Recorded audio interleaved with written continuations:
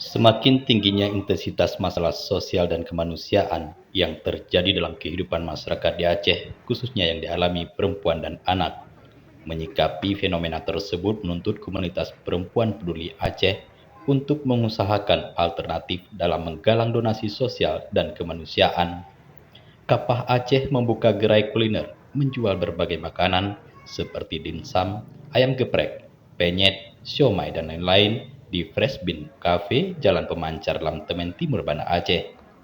Menurut Cut Farah Nazla, selaku Bendahara Umum Kapah Aceh, terwujudnya usaha penggalangan donasi ini atas bantuan pemilik Fresh Bean Cafe yang memberikan lokasi penjualan selain kerja keras pengurus Kapah Aceh.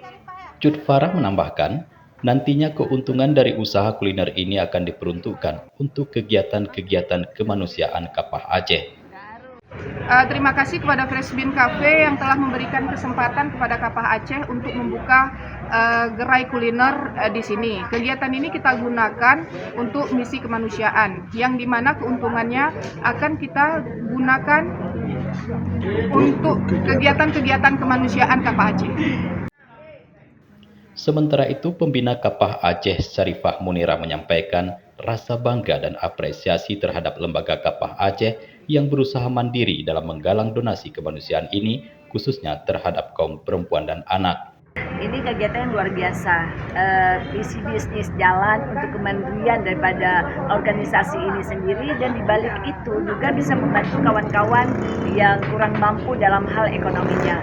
Ini di sini Kapah bekerja sama dan sama-sama bekerja untuk kebersamaan. Selain itu juga dari keuntungan yang dihasilkan dari bisnis ini akan kita sumbangkan, akan kita donasikan kepada masyarakat Aceh, khususnya perempuan dan anak yang membutuhkan biaya tentunya, ataupun apapun itu bentuknya.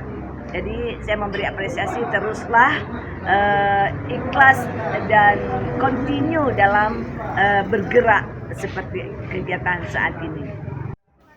Ketua Umum Kapah Aceh Nur Laila pada kesempatan tersebut berharap kepada anggota Kapah dan masyarakat hendaknya dapat meramaikan kuliner ini, sehingga niat suci Kapah Aceh dalam membantu masyarakat yang membutuhkan dapat terwujud. Dari Banda Aceh, Tim Liputan Aceh TV melaporkan.